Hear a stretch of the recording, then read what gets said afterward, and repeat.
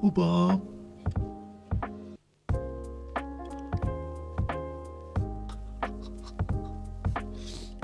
So fucking funny man. بکنم اینو.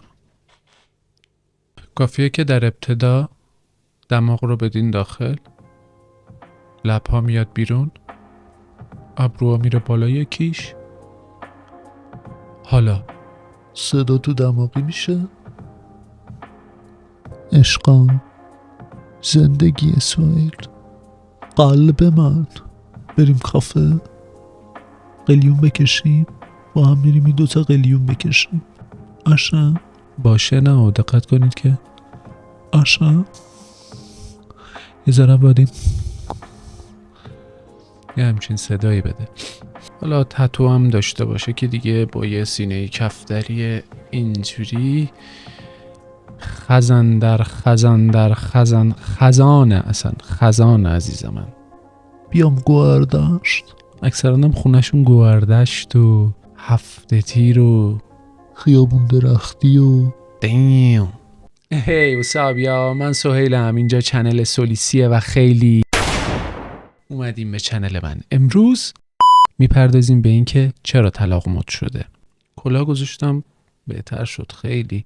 چرا طلاق مد شده؟ این برداشت منه ها. من زندگی زیاد کردم، نمیدونم باید بگم خیلی جاها بودم، خیلی کارا کردم، با خیلی از آدما بودم. تکست شایع هست میگه با خوبا بودم، با فلان بودم، با اونا که خودشونو با کارت میخارونن.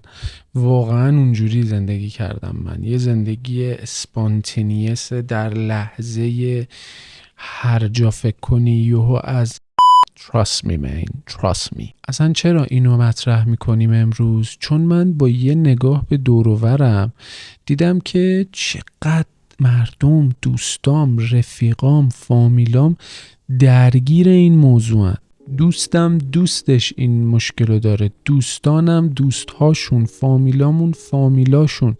یعنی دومینویی. گفتم خب بیایم حرف بزنیم راجبش، بد نیست که دیگه شاید راجبش صحبت کنیم. این همینجوری دومینویی همه راجبش حرف بزنن، دکتر روانپزشک، همینجوری دوره همی ببینیم چه خبره، داستان چیه. طلاق یکی از اون چیزاییه که توی این دور زمونه مد شده. میشه جدایی دوست دختر از دوست پسر باشه، میتونه طلاق زن و شوهر باشه، تغییرات فرهنگی و اجتماعی. امروز دیگه طلاق یک تابو محسوب نمیشه، هست ولی خیلی کم. افراد بیشتر به دنبال خوشبختی شخصی میگردن، یعنی خودشونو خوشبخت کنن. حتی در طول یک رابطه هم به فکر خودشونن.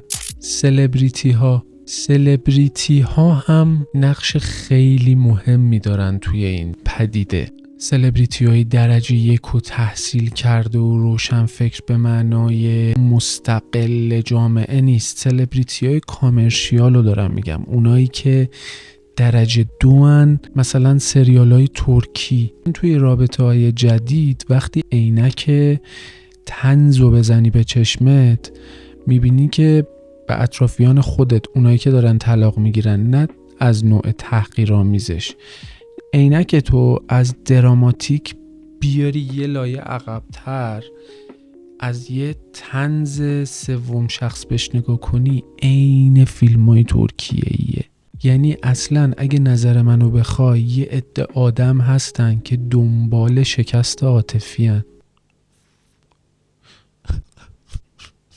یه همچین چیزی با دماغ عملی، ابروهای هشتی.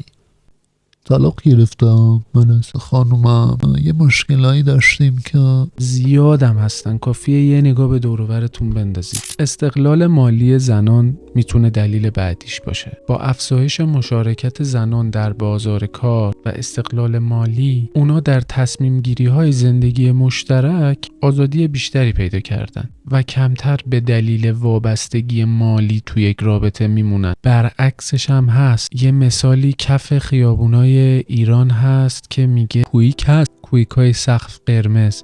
اونا رو میگن کویک مهریه‌ای، یعنی کسایی که مهریه‌شون رو اجرا میذارن و از اونا میگیرن. میشناسم کسایی که این کارو کردن ها. انتظارات بیش از حد و رویایی از یک زندگی با گذر زمان واقعیت‌ها خودش رو نشون میده. خیلی چیزها مثل اون معیارهای رویایی که توی ذهنت تصور میکنی نیست. رابطه ها انگار میدون جنگه. برای هم استراتژی میچینن که چجوری همدیگه رو تخریب کنن. آخه تاکسیک بودن هم مد شده. یعنی یه عده دوست دارن تاکسیک باشن در صورتی که اون توش نیست. یعنی آدم بدی نیست، اصلا بلد نیست تاکسیک بودن. یعنی تو میفهمی میگی اوه این از اوناست که دوست داره تاکسیک باشه، دوست داره تشنج ایجاد کنه، دوست داره فضا رو ملتهب کنه. یه مثال بزنم، ما با یکی از دوستانمون نقاش معروفیه، یعنی آرتیسته. تو میبینیش میگی واه عجب آدمی، چه تیپی، چه استایل شخصیتی، چقدر زیبا حرف میزنه، چه آثار قشنگی. ما یه سفر با اینا رفتیم یزد. کی؟ 2 ماه پیش. جهنمی درست کردن برامون. جهنم به معنای واقعی جهنم، یعنی جنگ اعصابی که تو اصلا بادگیرا میخواستی بری خودتو از بالای یه بادگیر پرت کنی بندازی پایین. سر تیشرت پوشیدن با هم دعوا میکردن، سر پیاز توی غذا با هم دعوا. یعنی ما اینجوری بودیم بریم مثلا خونمون رو جدا کنیم. بعد مثلا میگفتن چطوری شما اینقدر ریلکسین؟ بودم خب آروم باشید. رسانه ها و شبکه های اجتماعی اینا هم تاثیر زیادی دارن. به جای اینکه فرهنگ کنار هم موندن و یاد هم دیگه بدیم و بدن، به این فکر میکنن تو خیلی انسان قدی هستی. آره من یه خردادی قدم، من یه مهرماهی هم دیگه کارش نمیشه کرد. مثلا بالنسیاگا پوشیده با سوبی نشسته اونجا، آلترنیتیو مثلا جلوی یه برنامه یوتیوبی. رید فلگ من قد بودنه. من انسان قدیم، من اصلا حرف تو کلم نمیره، من آدم عصبیه. چته؟ خوب آدم عصبی اصلا نمیگه من عصبیم، نگاش کنی میفهمی. متوجه همینقدر احمقانه است وقتی یه لایه میای عقب، همینقدر احمقانه است. ولی وقتی توشی میگی نه خب اون حق داره، نه اون حق داره. یه جو میدونی هی داری تحلیل تو موقعیت میکنی، کافیه خودتو بندازی یه دونه عقب. خلاصه ارزش در یک رابطه به کنار هم به آرامش رسیدنه، نه وقتی کنار همید تاکسیک باشید و ادای آدمای عصبی رو در بیاری که چی؟ آروم باش. تو چون اتفاقا دغدغه‌ای نداری داری ادای تاکسیک بودن و عصبی بودن رو در میاری، وگرنه یه آدم تاکسیک و عصبی همش دنبال آروم کردن موقعیته. من 17 نفر تو سرم، همش دارم آروم میکنم، همش راه حل فلان کنیم بیسان کنیم چیکار کنیم حالمون خوب شه، چون آلردی حال من بد هست. You know what I'm saying؟ افزایش فشارهای اجتماعی و اقتصادی، این یک واقعیت تلخم هست، حقم دارن.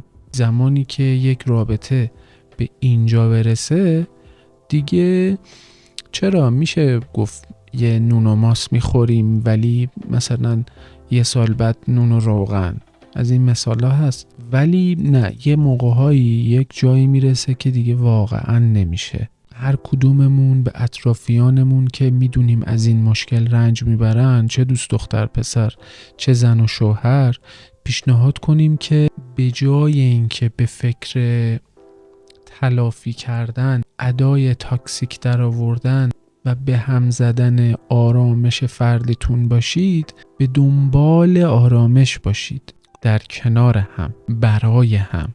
حس کردم راجبش با هم دیگه حرف بزنیم ببینیم که چی جوریه داستان، چون خیلی ها دارن از این مشکل رنج میبرن. گذشت داشته باشید. خیلی جاها حتما لازم نیست جواب بدیم، خیلی جاها حتما لازم نیست پرخاش کنیم. مرسی از اینکه ویدیو رو دیدین. تا ویدیوی بعدی، چاو چاو.